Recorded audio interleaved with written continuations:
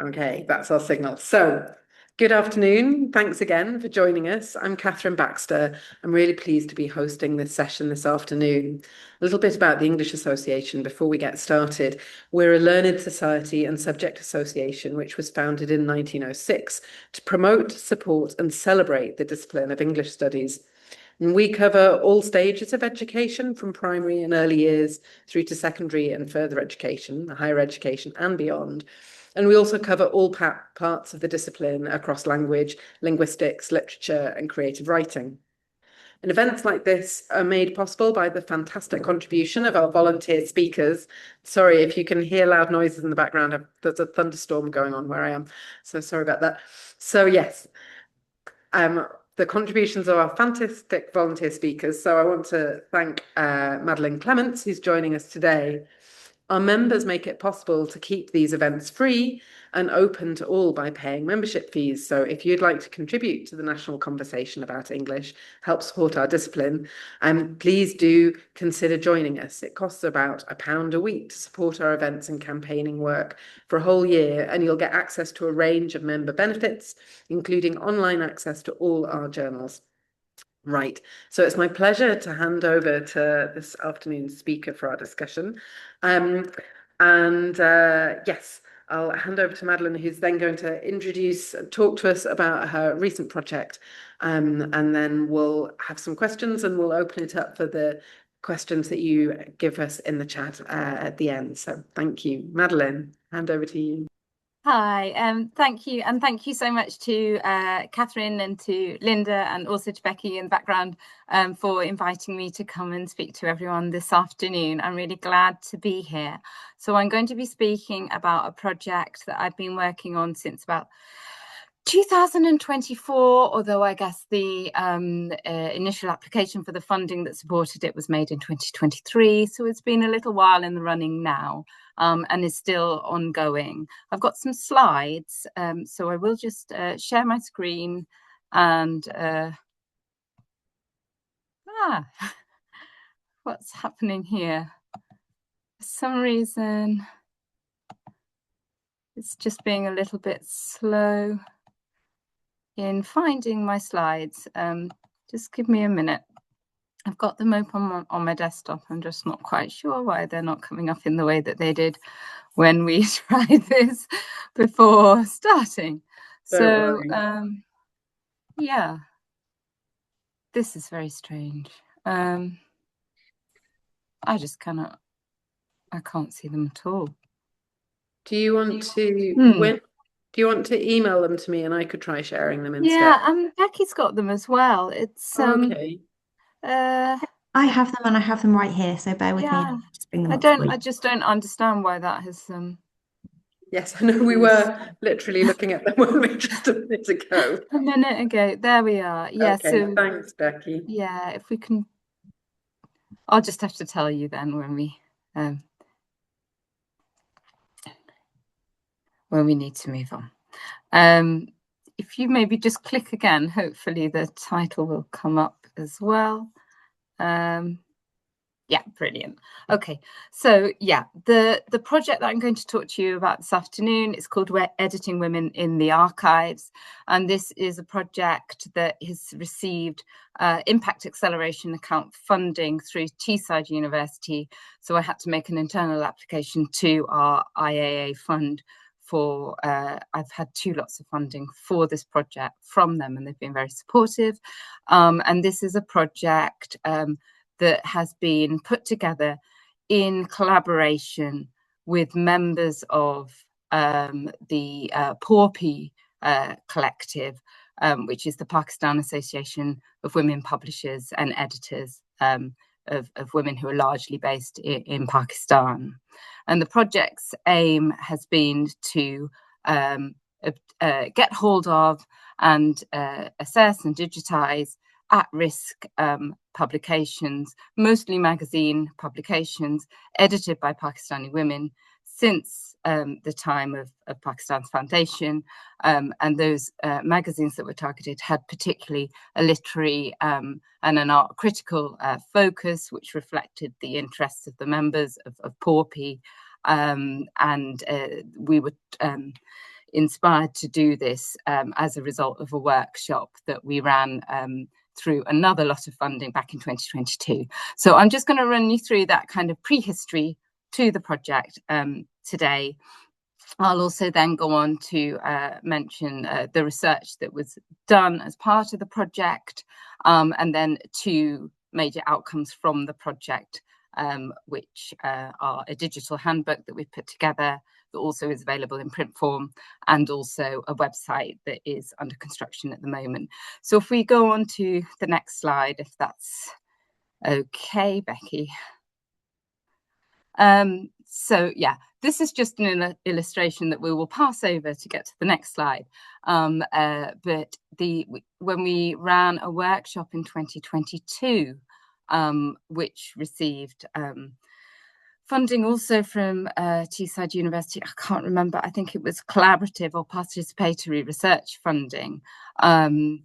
This workshop was inspired by some work that researchers I'd worked with previously on another project called Women Writing Pakistan, which was a sort of PGR-ECR development workshop with a university in Pakistan that we ran in 2019-20. I had contact then with 2 researchers who wanted to do a small research project looking at why women's publications in Pakistan, magazines, women's literary magazines, ceased publication often after a couple of years or 2-3 years, and had a small run of publications and then didn't continue. And that led to this workshop that we did in 2022 called the Editing Women Workshop, where we got together some women editors and publishers in Lahore, in Pakistan, both virtually, so some joined online, some joined in person. And the aim was to try and discuss the challenges that they had to sustainability as women publishers and editors, and also to think about, well, what might the solutions be to that? And this illustration here by an artist called Moin Rehman is one of, I think, 6 or 8 that he produced during the course of the workshop, which sort of captured in a sort of graphic illustration form some of the ideas that were emerging from that workshop. So if we go on to the next slide, I think that's where I've got some text related to this. Yeah. So the Pakistan Association of Women Editors and Publishers, which is a key partner on the Editing Women in the Archives project, was formed as a result of this workshop in July 2022 at the last World Bookshop in Lahore.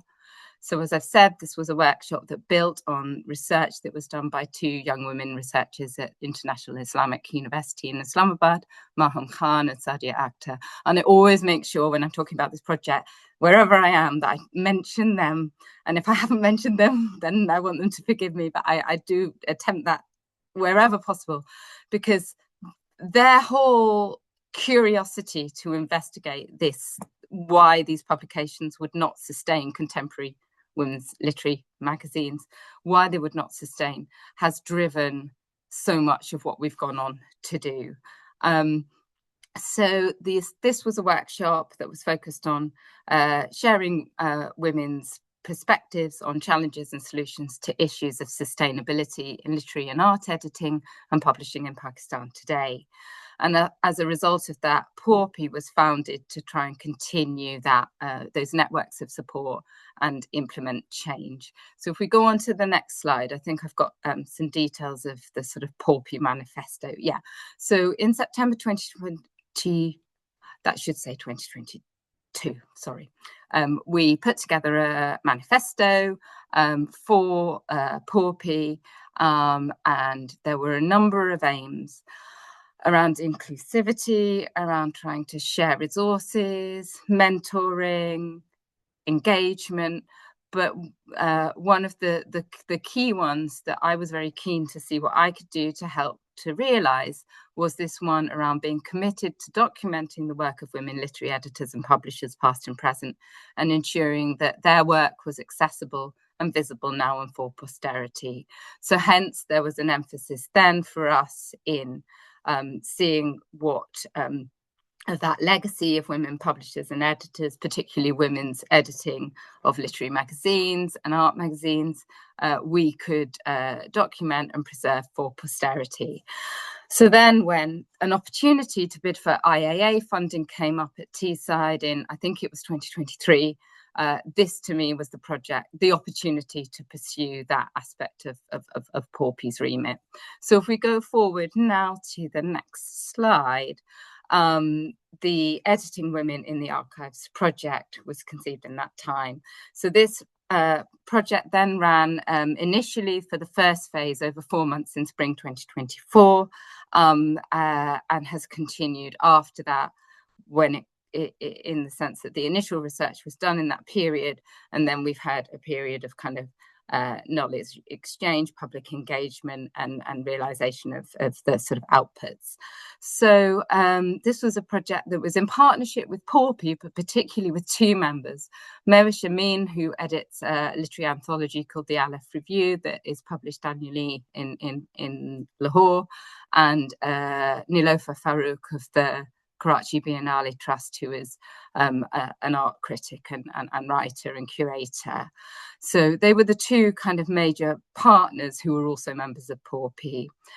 So we, in this period of the research, we had two young women researchers in Lahore, two in Karachi, and their remit was to obtain publications that we saw as at risk of being lost if they weren't digitized, and to digitize them, but also as a part of the process to reflect on the process of trying to obtain those publications and digitize them, and the challenges that they faced, which are then brought together in the Editing Women in the Archives handbook that I'm going to mention in a moment. So that reflection on the process of doing was as important as this pilot research itself, which was never going to be representative of all that we could possibly archive, but just an attempt to practice that skill and preserve what we knew we could obtain in that moment, which was a lot to do with kind of networks and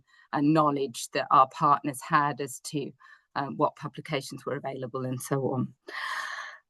So if we go on, so the four researchers who were involved were Hira Asmat, Vera Rustomji, Tazeen Hussain, and Mahnoor Jalal, and they each brought their own particular expertise and interests to the research that they did.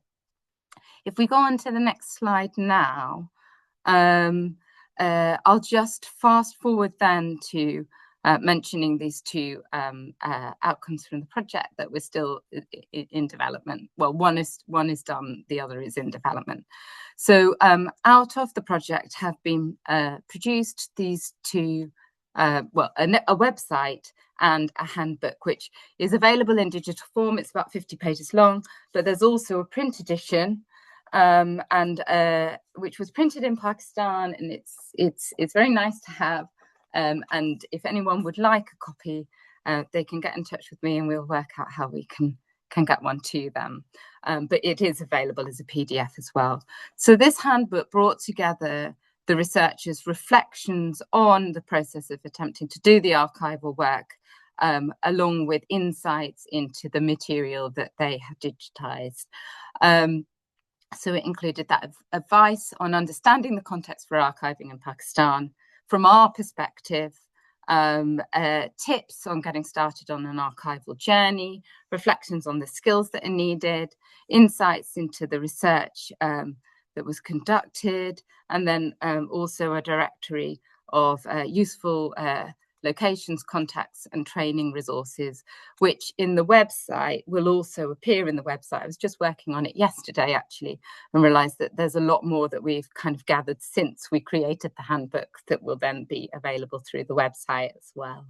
And there were, there were distinct publications that we worked on through the project. I'm not going to have time to mention all of them now, but maybe when we get to the questions and answers, if anyone wants to ask about a specific publication we work with, that would be a great opportunity to do that.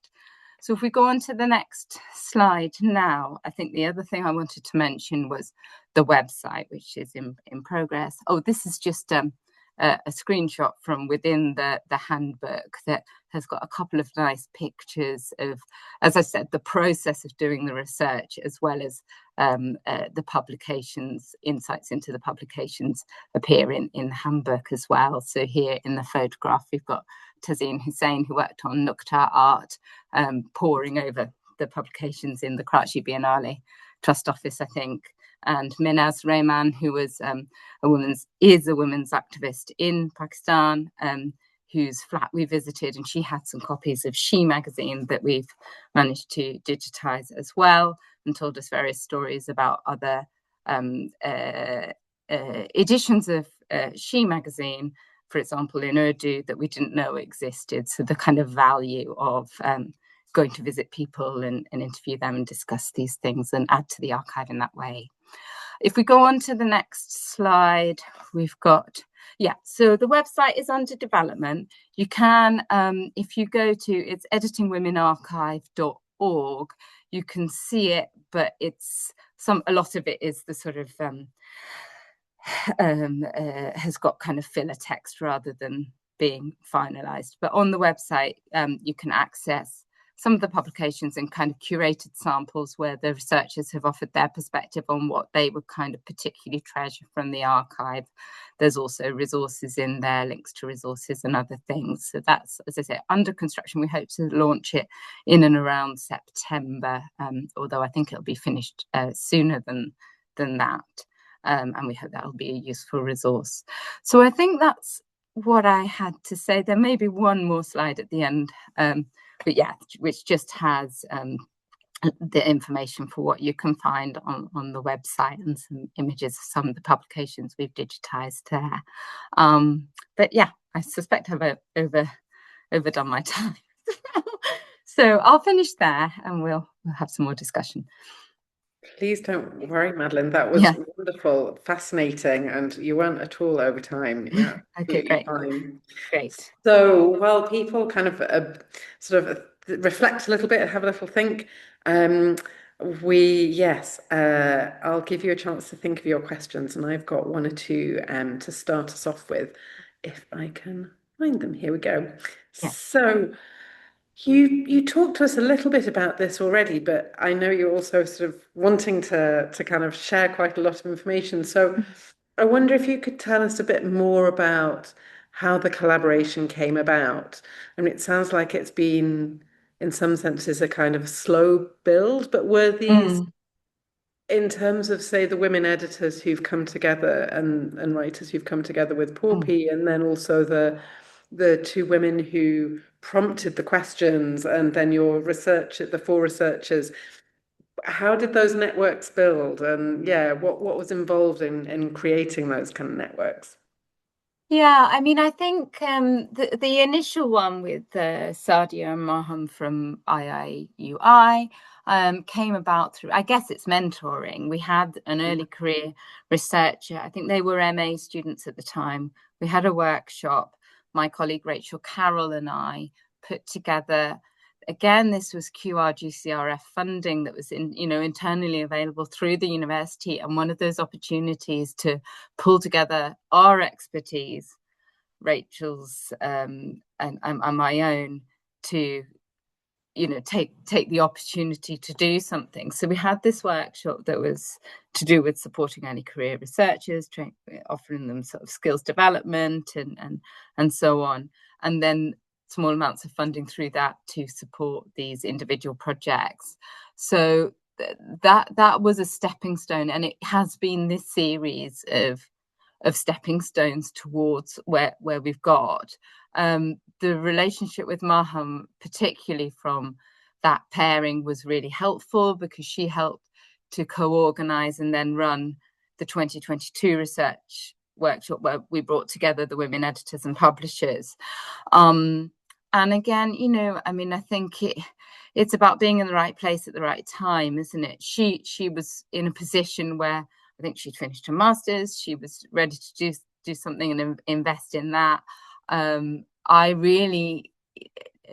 couldn't, it's not, none of these are projects you could possibly run remotely. You have to collaborate, you know, and it was about facilitating something that was her passion too.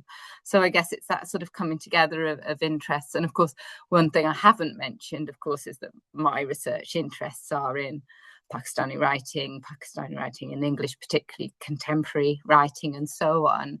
And so in seizing a moment in terms of funding and things to do a project like this, which is part of what we do in our work as academics, it was also a chance to think about what is there in that archive that I might help to contextualize my own research as well.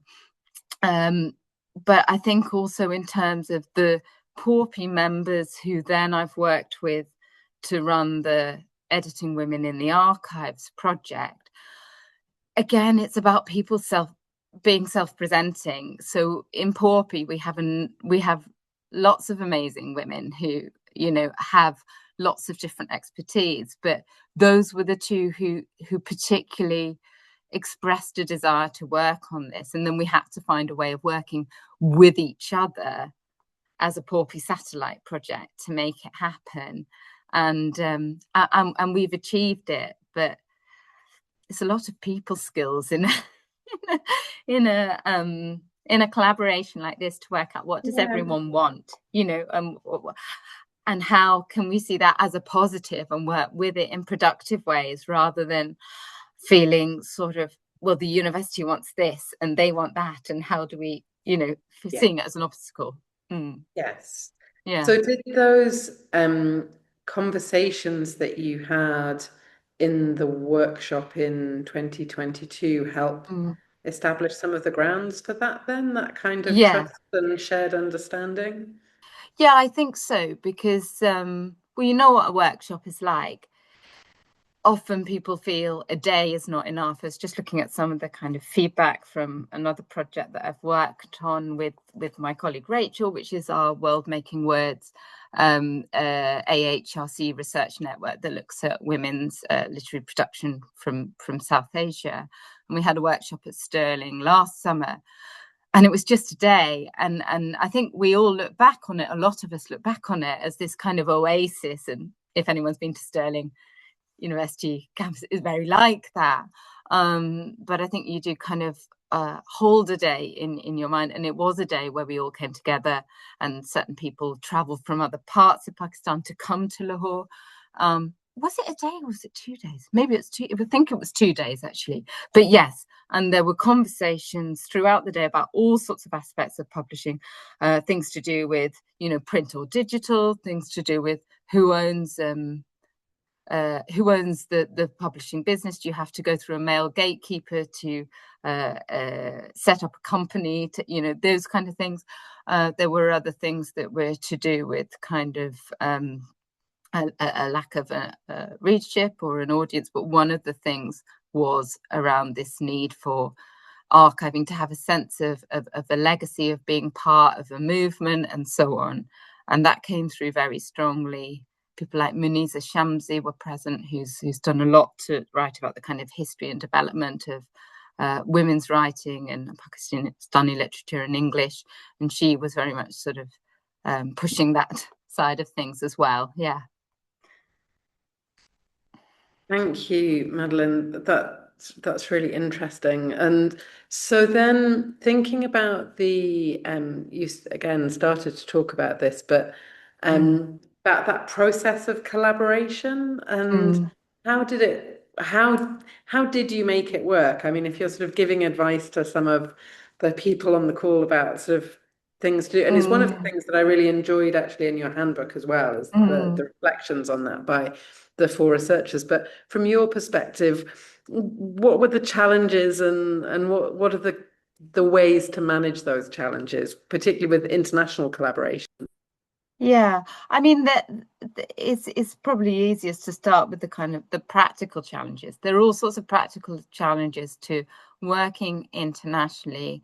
That, I mean, I've done this before. It's not the first time that I've collaborated internationally, or I've done it in bits and pieces over the years.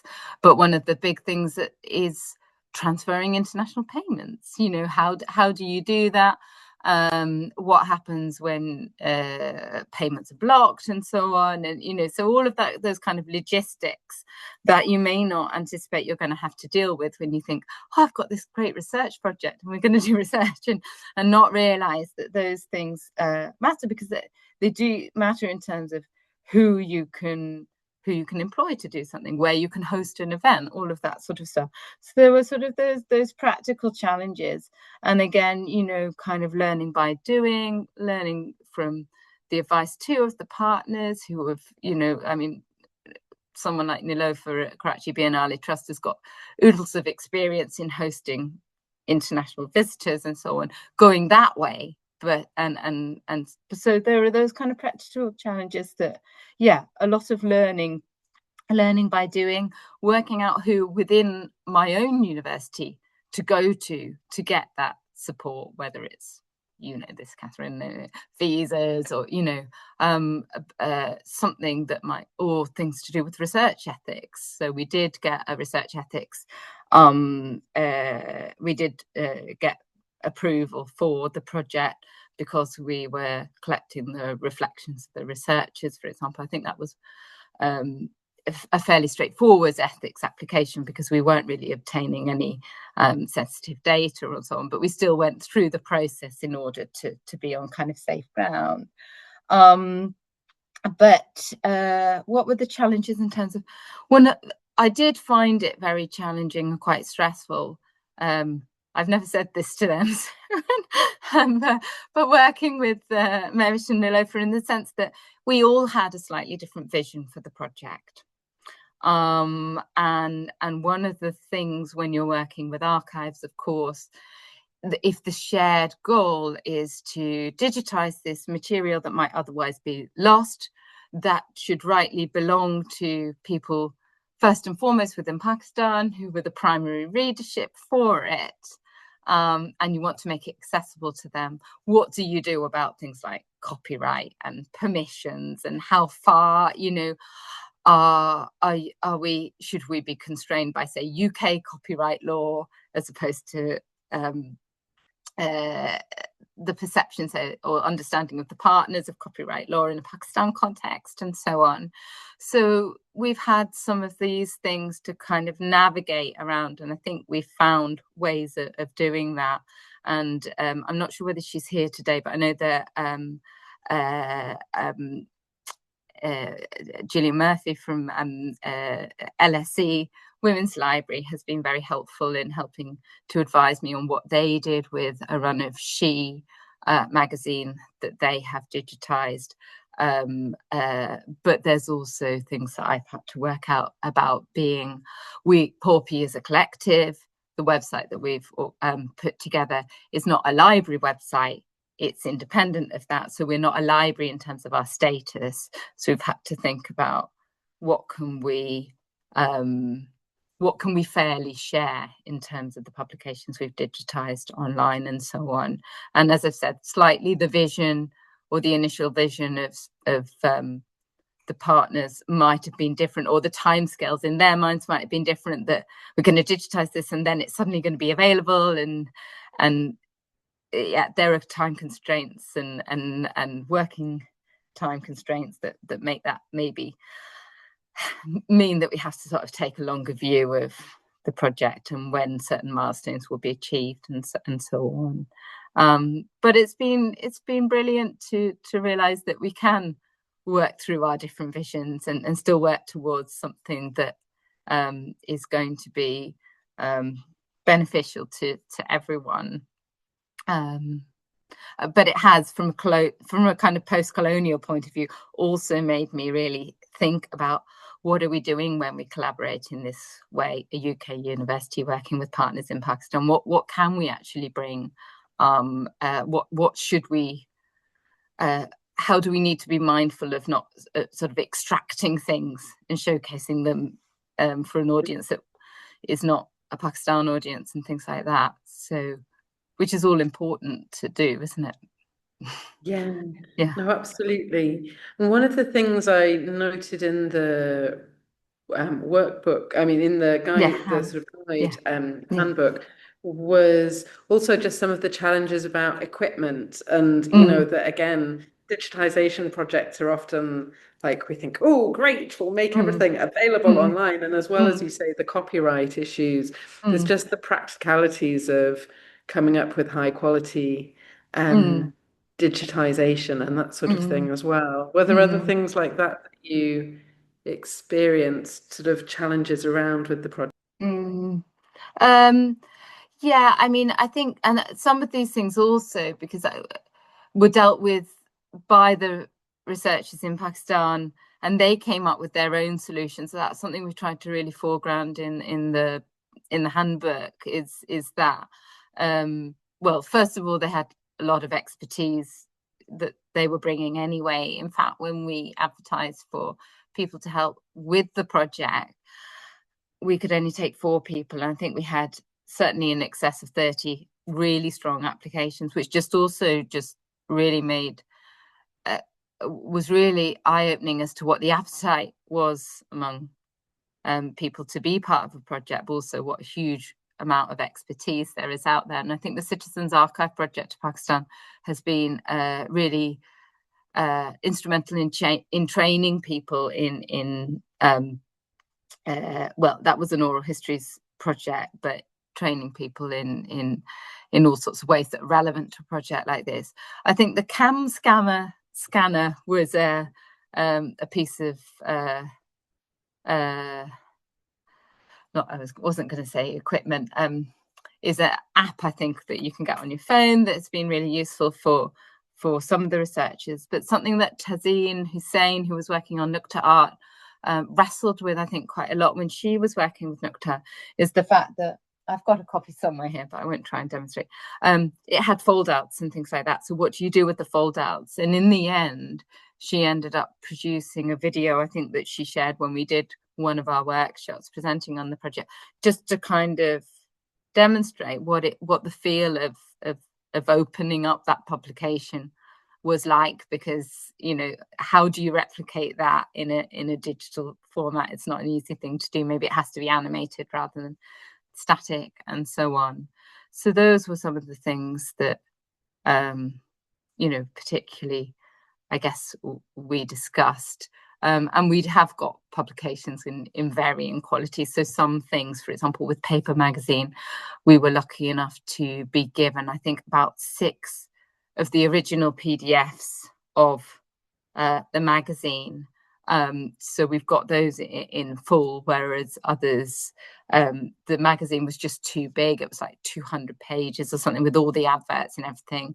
Couldn't digitize it all. So what we've got is a selection of the materials as well. And then there's selections, and what has been digitized is dependent on the particular interpretation of the researcher of the brief that they had and their sense of what is important to preserve as well. So in the handbook, there are reflections on those kind of individual biases and interests that the researchers bring to the research, and therefore what goes into the archive and is conserved depends partly in a project like this, where we couldn't necessarily digitize 200 pages. It depends on their interests and preferences. And I think I realize also in helping, in sort of working on the website, that there are some omissions, but but we've done something. And I guess that a major part of the project is not to offer that kind of comprehensive archive. That's not our role. It's to facilitate a pilot project to try and inspire people to go and do more, and to think about, I guess, providing people with tools and support in going and doing more of this kind of work. Thanks, Madeline. We've got I have so many more questions, but I know we've got a question in the Q&A already, so we might go to the question in the Q&A, which is from Anita. And she says, and she actually has several questions for you, so I'll kind of go through and you can see what you want to, if you want to answer, which one you want to answer. So this sounds like a really worthwhile project, and thank you for the presentation. How did you first become interested in Pakistani women's writing? And what was the personal or professional impetus to be involved in the preservation project? Where will the publications be archived? So are they digitally archived on the website in development, or is there anywhere else where they're going to be held? And how will people be made aware of it? How are you going to reach, people who'd be interested? And why would you've started to answer this question in a way a little bit about why how you made decisions about the importance of the particular publications that you were archiving / preserving. And then another final question which said, can you say a bit more about the male gatekeeping that you talked about earlier on? So yes. Okay, so there's lots of things there. Okay. Yeah.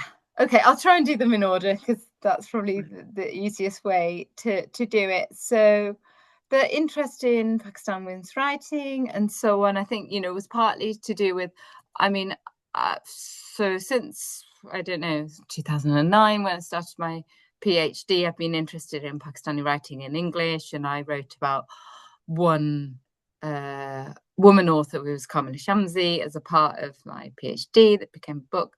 But I think I was sort of brought back to thinking about women's writing because of the being invited by my colleague Rachel Carroll to collaborate on what became the Women Writing Pakistan workshop, because she has a background in feminist literary studies and contemporary women's writing and so on. So it was sort of that kind of opportunity to collaborate has been instrumental in that. Where will this material be available? In digital form, it will be available, perhaps not all of it because of copyright issues, but where we have got permissions or where we can share something based on the kind of fair dealing aspect of copyright law, it will be available on the editingwomenarchive.org, which is, like I say, the site is available now, but it's not finished. Some copies of what we digitized have gone back to the original owners. Some are housed at the Karachi Biennale Trust offices in Karachi. So we've tried to, thank you, Catherine.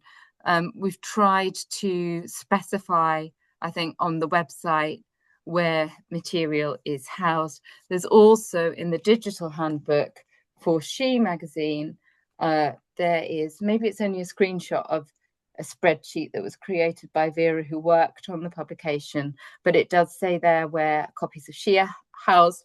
And Julian Murphy has very kindly put in the chat where at the Women's Library, the LSE Women's Library, you can digitally find She and look at the full PDFs of the issues that they have from, I think it's 1970 to 73 there. You can also, and I will plug this because I did it and it was wonderful, go to LSE Women's Library and look at the actual physical copies of this magazine and others like Mukti, and yeah, see them in paper form. So that's really exciting. So that is where at the moment. I was in Pakistan late January, early February. I did go and visit a couple of different archives to see how they're working on digitizing archives. So this was in Lahore. The Kinnaird College, Kinnaird College for Women are working on digitizing their own college archives, but their archives are behind. You can ask to access certain digital material, selected digital material, if you're, say, I think a PhD researcher, but it isn't an archive that you can just go online and everything is open access. So that's one model. There's also, and this is mentioned in our directory of resources that will appear on the website, there's also places like the LUMS Digital Archive I've spoken to that have and there's something called the Saida Wahid Gender Initiative at LUMS. So they've been digitizing material. They've had a bequest from someone else from the 1980s who was a pioneering woman activist. So they're I am in conversation with them as well about, potential future collaborations. I think the thing is when you're working with an organisation like that, there's a lot more. There's a lot of necessary gatekeeping, and these things are important to, ensure that we're sharing things fairly and so on. But it's potentially the kind of access that we can offer more immediately through our own website. There's a sort of a collective PORPI initiative is maybe greater than what we would have if we were working with an institution, and it might be less immediate too. So there are those sorts of concerns that I've been sort of thinking about and discussing with the partners as well. In terms of reach and dissemination, we're trying to do all we can to share knowledge of the project as widely as possible.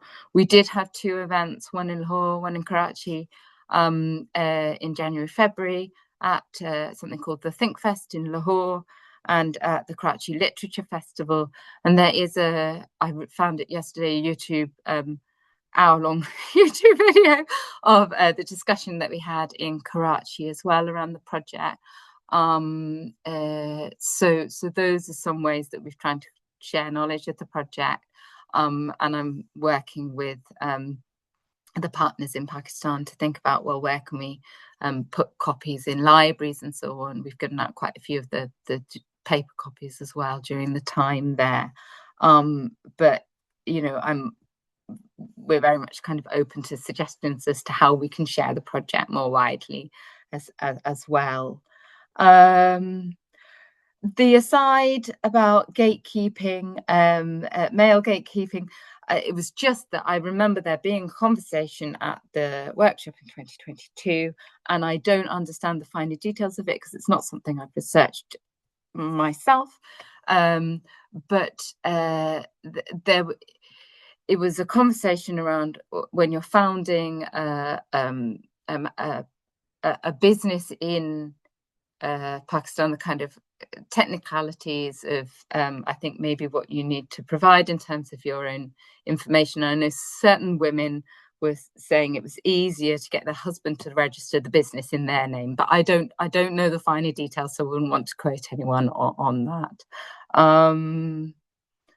But something that did go into the research that Maham Khan and Sadia Akhtar did when they were looking at doing this interview-based project with women publishers and editors in Pakistan in around 2019, 2020, that sort of began some of this work, was one of the things that they were looking at in their discussions was kind of makeup of editorial teams and how far there was kind of positive collaboration, how far gender might be an issue and a barrier and so on. So somewhere I will have access to that, and I'm sure Maham would be happy to give permission to share it. If anyone was interested, they can always email me and I can see what I can do. So hopefully that answers a few questions. Thanks, Madeline. Yeah, it really does.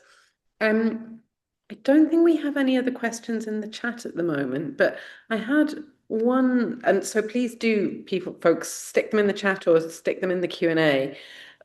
This series, the Thinking Forward series, we've been very much wanting to celebrate collaboration and thinking about collaboration of English beyond the kind of disciplinary boundaries of English in different sorts of ways, sort of beyond the academy, sort of across borders and like the work you've been doing, I guess, across into industry as well, like publishing. What do you feel has been something you've gained from this, or as a collective you've gained from this collaborative project, and what are the possibilities that it's opened up for you, or new insights that you've gained, perhaps particularly as somebody who's sort of home to something that sort of sits within the English discipline? I mean, it's really brought home to me what a rich archive, how important the preservation of this material is to understanding the history of Pakistan, the history of women's contribution to shaping that history, the wider forms of literary production that exist that then contextualize those kind of novels by big name authors that often, I think, people in my position start with when you start to read and think about a place like Pakistan. You start with the big name novelists, and without maybe that sense of an understanding of where they come from, of how they've reached where they are, of that kind of wider literary fabric that they're part of, and so on. And in my own research too, I'm working on a book that looks at literary representations or imaginings of Balochistan at the moment that Catherine's aware of. But something that I've really discovered through looking at some short fiction in translation from Balochistan is how often that writing first appears in a magazine format. So, you know, I think because of this kind of privileging of the novel that still exists, there's that kind of overlooking of the importance of short fiction and of magazines as platforms and a means of publication as well. So those are some of the things, I guess, for me. I'm sure I've got other things sort of jotted down here, but I think, you know, collaboration, the value of collaboration is it's amazing how positive the experience can be to collaborate in something where you think, well, I can take away that, but I've enabled someone else to do this. And if anyone does have the appetite to listen to that YouTube recording of the Karachi Biennale, no, not Karachi Biennale event, that we did do something there, but this was the Karachi Literature Festival. People just wanted to stand up and tell their stories about, you know, which materials should be archived, you know, what did they have. So this was really important, I think, the project in kind of generating or kind of re-enthusing people as to the need to kind of preserve these publications. And I think there will be quite a lot more work that people are doing that we can connect with, or that may even happen as a result of what we've been doing. I know that another thing that was part of the conversation at Karachi Literature Festival, I think, because so much of the conversation, as it is internationally now, is around academic freedoms, not academic freedoms in the literary sort of festival context so much as kind of broader freedoms of speech and so on. And people kept coming back in that discussion to the 1980s when magazines like Herald and Newsline were being published, and the importance of those for freedom of speech in all sorts of ways, critique of the government and so on, as well as being kind of spaces where certain authors who are very well known now cut their teeth. So yeah, I think that probably those will end up, one of us, probably a woman called Manisa Naqvi, will end up helping to support in the digitization of those, and so that they're preserved and that history is preserved, not just as it's written about sort of secondhand, but in the kind of raw original of the material that was published. Yeah. Thank you.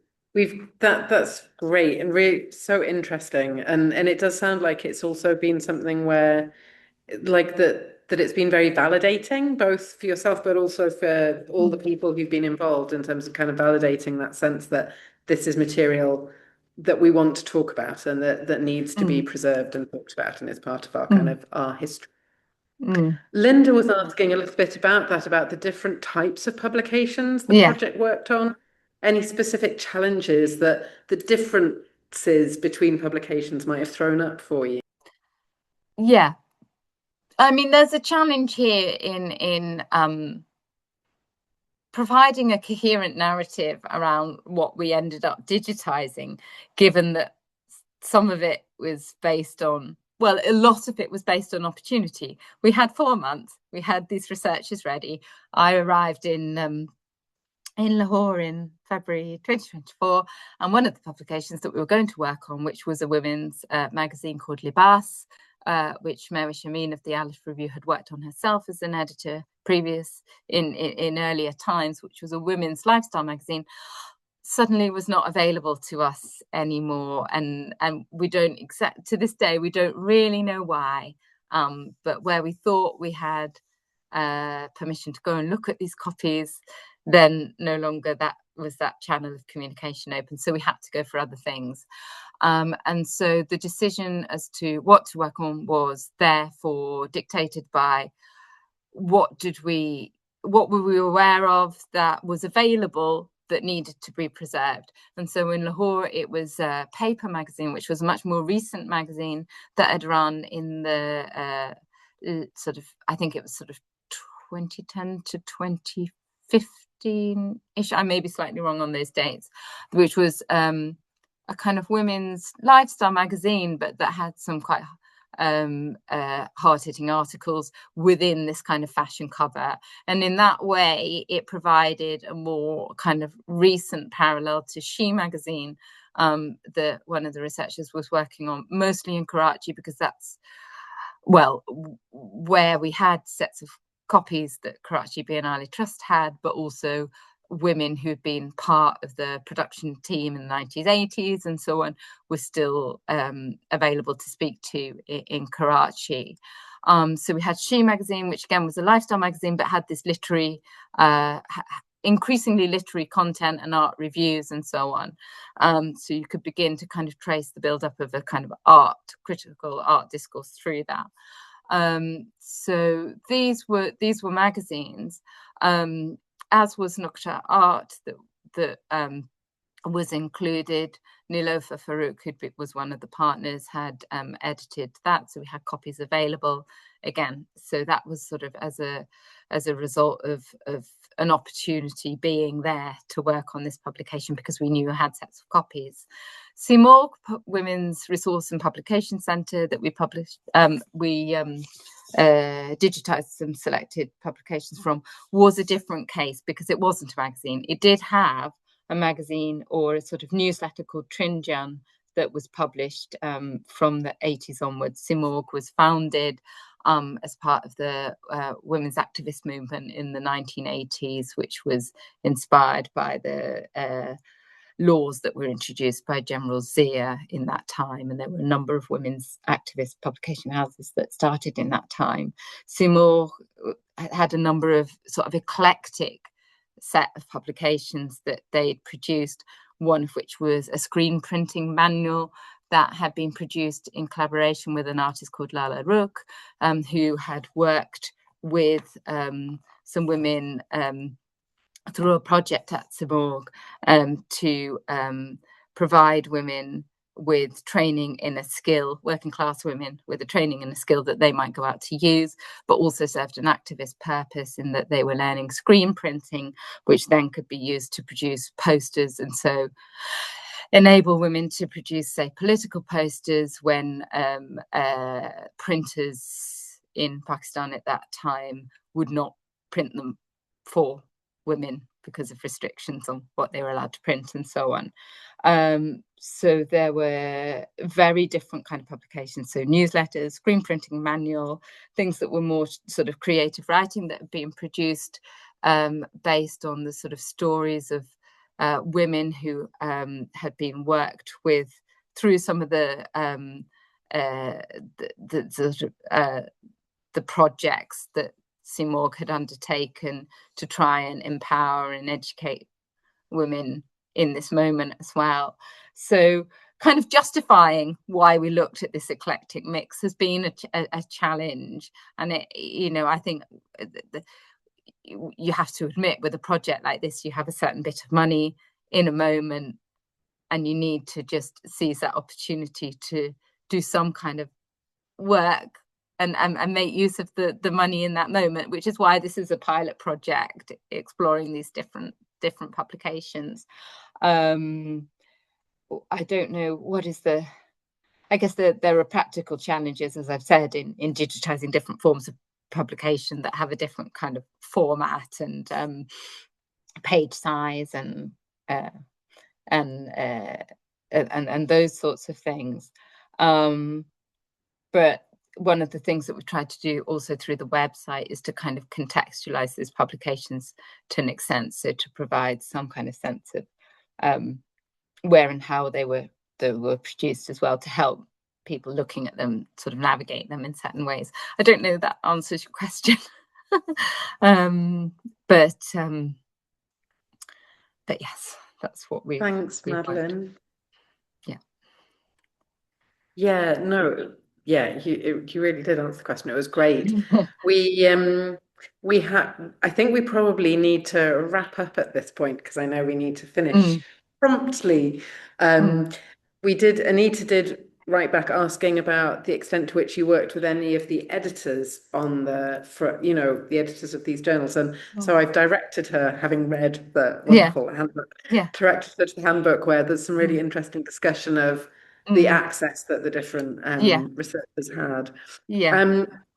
So yes, as we kind of come to an end, can I thank you again, Madeline? It's been so rich and fascinating, and I do really recommend everybody go away and look at the Poor People WordPress site and read the handbook, because it's such a useful account of the experience, as you say, of the experiences of doing the work. So it's not just the thing itself, but the practice behind. I think it's really insightful. I'm looking forward to seeing what happens next with the project too, and where it goes next. Thanks everyone for joining us on a Friday afternoon, and I think we can maybe stop the recording now, and we'll say goodbye. But thank you again so much. No, thank you for having me. That was really kind of, it's lovely to see. Thank you to Gillian as well, who's there in the background, because she's been brilliant all along as well in answering all sorts of queries. So yeah, do go to LSE if you can, people, as well. Thank you.